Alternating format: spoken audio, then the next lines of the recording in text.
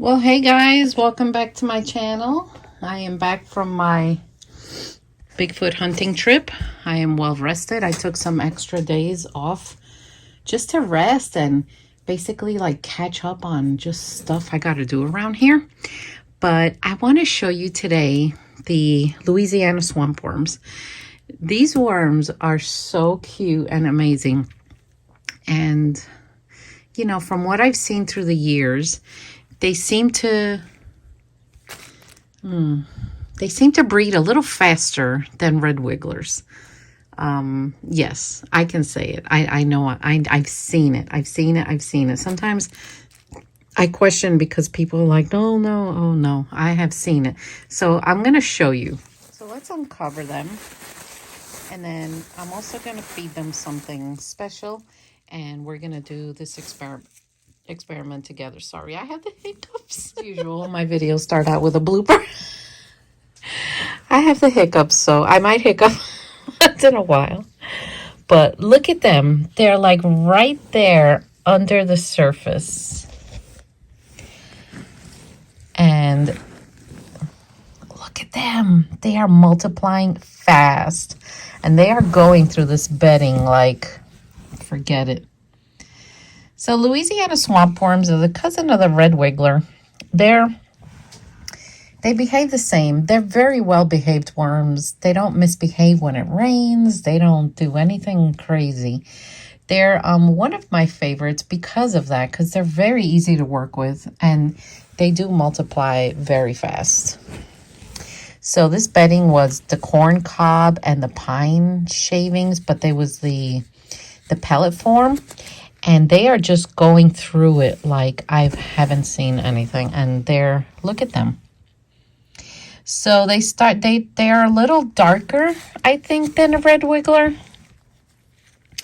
And for fishing, they have like an odor that the fish can smell underwater. And no, it's not an odor out here that I can smell. No, they're known for that. They're very popular. It's hard to get them, though, because not everyone breeds these guys. And I've honestly been waiting like 2 years to get them again. And I finally, the person that I know that breeds them, I finally convinced them to let me buy a little bit, a pound or less. I didn't even care if it was a quarter pound because I knew that they were going to just start multiplying. I just needed them. So I've been giving them leaves. And this is the time of year when we start feeding them leaves. And when you start feeding your worms leaves, the castings are just so dark and rich and just beautiful. Look at them. That is amazing. Amazing. I love them. So the Louisiana swamp worm is very forgiving. Like, I fluff them up like I'm doing now. They don't freak out. They don't go running. There's still a lot of bedding over here. And they're okay with it. See, I give them newspaper that I'm just not using anymore. They do very well with carbon. And you'll see that the more leaves I give them, they start turning really dark.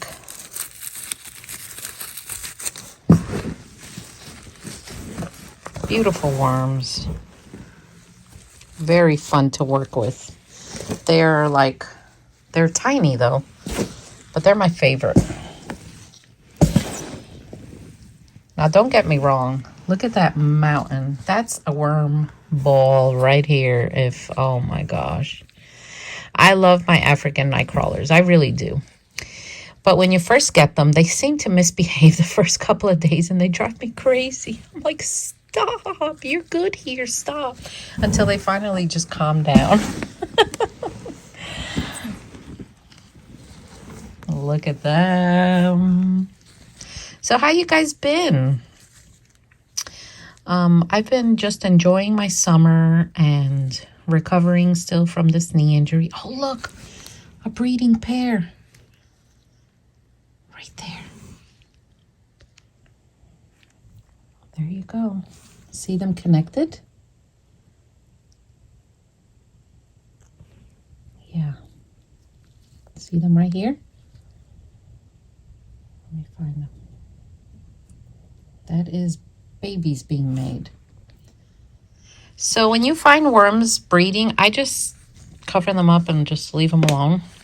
That means that your bin is just doing really well. They're very happy. If they're not happy, they're not going to start multiplying for you. So that's a good sign. But it's good to get some air circulation in here, especially when you have the type of worm that doesn't really give a crap that you're doing it. Like I have seen African night crawlers drop their tails when you disturb their bedding, and their tail just pops off and you're like, what in the world did I just see? But yeah, it happens. But these guys aren't like that. So let's do a little experiment. I might have to wet this a little bit, even though it seems like it's wet. It is in some parts, but there are other parts that it just could use a little more moisture. So they're doing better. I'm not sure yet what kind of harvesting I'm going to do with this when they're ready. I might do a sideways migration. I don't know. I never plan those things. I just go by what I see is happening, what the bedding feels like, what the castings feels like, and then I decide what I'm going to do. Because you never know. Castings, when they're very wet, you cannot put this through any machine, sifter. You just can't. You have to do the hand method, which is the light method, which sometimes I prefer because I just like touching them and looking really close for cocoons. Like, look, I found one right here. Let's see if I could grab it. Hold on, let me take this glove off. I just put a glove on because my camera, but I think it'll be okay right now. Okay, I got it. So they're so little that sometimes, you know, you have a hard time getting them. But that is basically the Louisiana swamp worm cocoon. Oh, and there it goes. It is, it looks just like a red wiggler cocoon, like a little lemon. But hatching time is the same thing also. So the hatch time for the cocoons is you know, it depends. It takes a bit, but the warmer your room is, the faster it hatches. But it all depends, you know, because here in Indiana, winter is coming.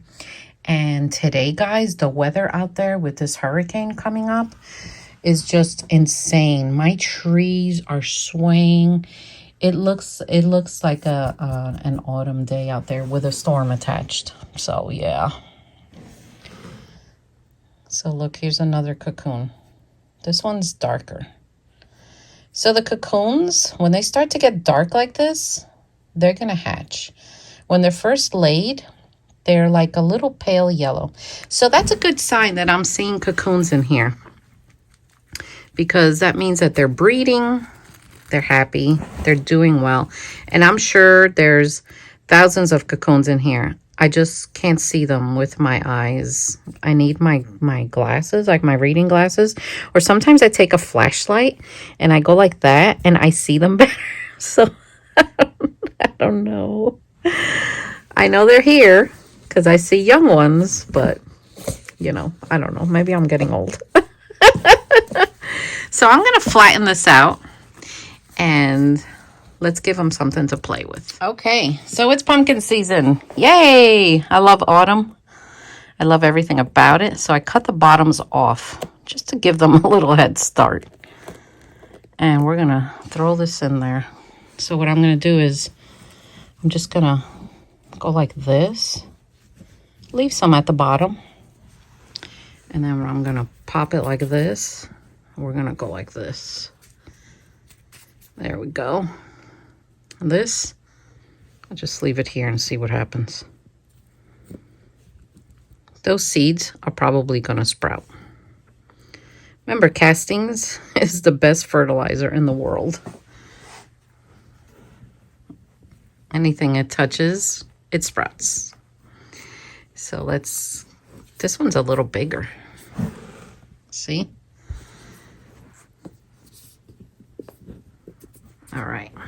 Let's go like that. I would put a time lapse on this, but y'all know I'm a struggle bus with that. You know, eventually I'll figure it out. I'm just not going to sweat over it. Oh, look. Another cocoon.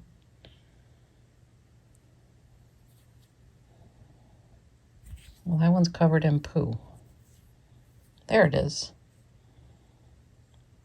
Oh, little babies are going to come out of there. So let's put this one here.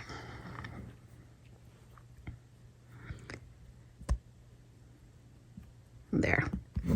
So we're going to leave them like this, and we're going to see what's going to happen. So the water I've been using to water my bins, and I've had this question recently, is called, I call it mosquito dunk water. And it's basically mosquito dunks you can get in the big box stores or on Amazon. They're these little rings like this. I take that ring and I cut it in 4 pieces. I take one of those pieces and I put it in a gallon of water.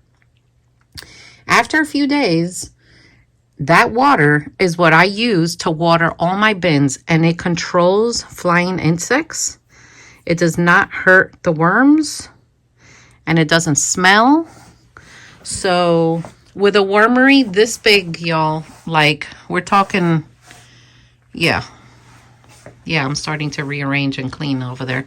With a wormery this big, there's no way that I could have all these bins and not have flying insects if I don't use mosquito dunks. I need to use mosquito dunks in here. It's just a must.